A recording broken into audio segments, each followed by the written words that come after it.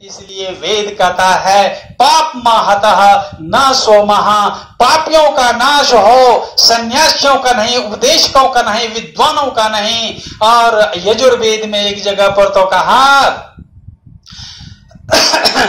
कि जो विद्वान लोग हैं वह हमें उपदेश किया करे।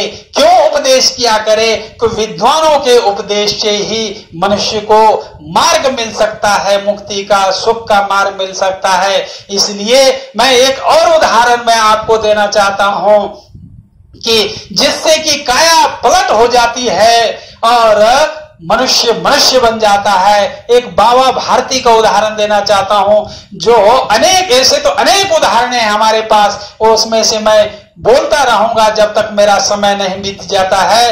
बाबा भारती नाम का एक बाबा था, सन्यासी था। वह बहुत सुंदर घोड़ा रखा करता था अपने आश्रम में, और अपने कहीं भी जाना होता था तो अपने घोड़े पर बैठ करके सवारी करता था और जाता था।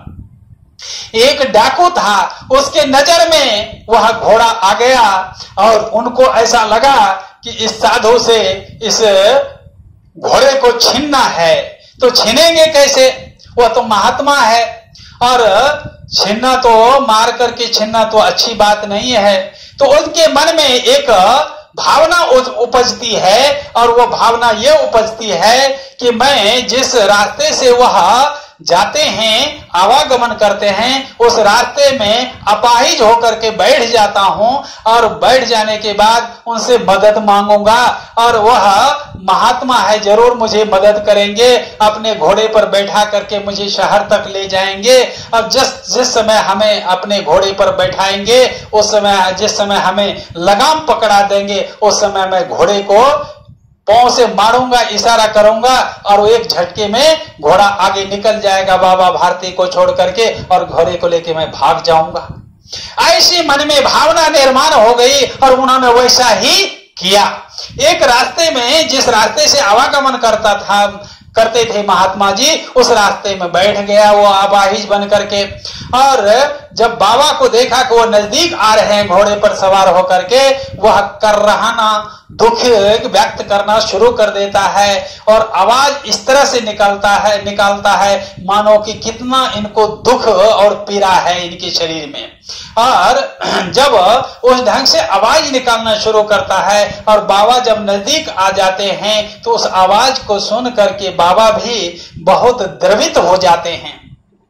बाबा द्रवित होकर के पूछते हैं, ए व्यक्ति, ए मनुष्य, तुम कौन हो? तो बोला कि मैं एक राही हूं, वाटसरू हूं, किसी तरह से तो मैं यहाँ पर पहुंचा हूं, लेकिन मैं यहाँ से अब आगे नहीं जा सकता, क्योंकि न तो मेरा पांव काम करता है, न हाथ करता है, मैं लंगड़ा हूं, और मुझे बहुत वेदना हो रही है, मुझे दवाई की आवश्यकता है, डॉक्टर की आवश्यकता है, मैं चलने में असमर्थ हूं। अगर कोई मुझे मदद नहीं किया तो मेरा प्राण भी यहीं पर चला जाएगा, मैं यहीं पर प्राण का त्याग कर दूंगा।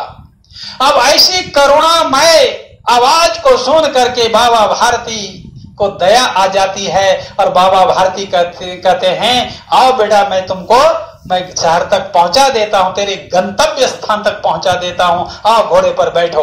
वो घोड़े पर बैठा कर दिए, और बैठा करके कहा, बेटा तुम लगाम पकड़ लो, मैं धीरे धीरे आगे चलता हूं इनके आगे के भाग को पकड़ करके, और तुम पीछे पीछे मेरे साथ घोड़े के साथ आ जाओ।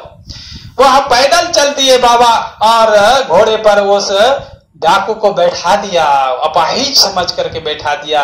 लेकिन जैसे ही उन्होंने लगाम पकड़ाया, वैसे ही बाबा भारती को छिटक करके अपना लगाम खींचता है, और घोड़े को इशारा करता है, घोड़ा उस डाकू को लेकर के भाग जाता है, और डाकू उस घोड़े को लेकर के कहीं जंगल में चला जाता है। लेकिन एक वाक्य जाते वक्त बाबा भारती उनको कहते हैं, बेटा तुम सुनो, घोड़े लेके जा रहे हो, मुझे घोड़े की आवश्यकता नहीं है, लेकिन एक बात सुनते जाओ मेरी। और उन्होंने कहा कि देखो, ये बात किसी से मत कहना कि मैं अपाहिज बन करके इस तरह से मैं ये घोड़ा को छीना हूं या मैं घोड़ा बाबा से ठग करके लेके आया हूं।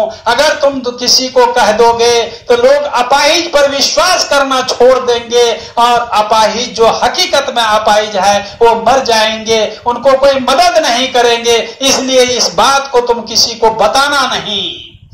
जब वो उस बात को सुना उन्होंने, उस समय तो सुन लिया वो डाकू और आगे निकल गया। जब जंगल में गया, रात हुआ, उसको यही बार बार वह इस बाबा भारती की आवाज उनके कानों पर गूंज रही थी, ऐ डाकू, तूने बहुत गलत काम किया, गंदा काम किया। अगर इस ग्रह के गंदा काम किया कि दूसरे अपाहिज का कोई लोग मदद नहीं करने वाले हैं, बार बार उनको ठोकर दे रहे आवाज, ये संतों की आवाज होती है। इसलिए उन्होंने सोचा कि मैं गलत काम किया हूं, ये मुझे नहीं करना चाहिए और इस घोड़े को मुझे वापस कर देना चाहिए। कहते हैं रात में जब हुआ, अंधेरी रात हुई, 12 बज गया रात का, और जब सन्नाटा छा गया पूरी दुनिया में, तो कहते हैं उस समय में जाकर के घोड़े को उनके आश्रम में बांध आया और वहां से निकल जाता है और उस दिन से इस ढंग की वृत्ति का त्याग कर देता है कि मनुष्य को गलत रास्ते पर नहीं चलना चाहिए। यह है विद्वानों का प्रभाव, यह है विद्वानों की संगति का लाभ। इसलिए कहता है कबीरदास जी, कहते हैं एक घड़ी आधो घड़ी, आधो में सो आध, कबीरा संगति साधु की, को कटे कोटि अपराध। जो कहता है एक घड़ी आधो घड़ी, एक घड़ी भी अगर विद्वानों का संग मिल जाता है, आधा घड़ी भी मिल जाता है, थोड़ी देर का भी विद्वानों का संग मिल जाता है, तो मनुष्य का कल्याण हो जाता है। इसीलिए भर्तृ हरि ने भी अपनी नीति शतक में लिखा कि जाड्यम धियो हरति सिंचति वाच सत्यम, मानोन्नतिम दिशति पापमपाकरोति, चेतः प्रसादयति दीक्षुतनोति कीर्तिम, सत्संगति कथय किम न करोति पुंसाम, सत्संगति कथय किम न करोति पुंसाम। कहते हैं कि सत्संग में जाने से, विद्वानों का संपर्क करने से जाड्यम धियो हरति, धियः जाड्यम हरति, हमारे बुद्धि की जो जड़ता है वह समाप्त हो जाती है और यह बुद्धि समाप्त कर देती है। वाची सत्यम, वाणी में सत्य का संचार कर देती है। अगर बुद्धि नष्ट हो गई तो बुद्धि में, वाणी में सत्य का संचार होना यह साजिकर्ज है। वो वाणी में सत्य का संचार कर देती है।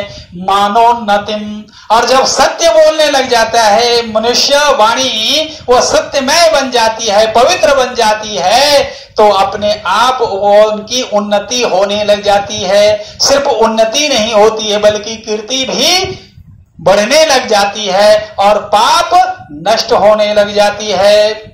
और चेतः प्रसादयति दीक्षितनोति कीर्तिम, और चित्त को प्रसन्नता होती है, मन में प्रसन्नता होती है कि मैं सत्य बोल रहा हूं, और सत्य बोलने से जब कीर्ति ऊपर उठती है, लोगों में कीर्ति फैलती है, तो प्रसन्नता तो स्वाभाविक ही है होना, तो प्रसन्नता होती है। तो इसलिए कहा है कि सत्संगति कथय किम न करोति पुंसाम, सत्संगति क्या नहीं कर देती है मनुष्य को। थोड़ी देर की भी संगति मनुष्य के जीवन को, काया को पलट करके रख देती है।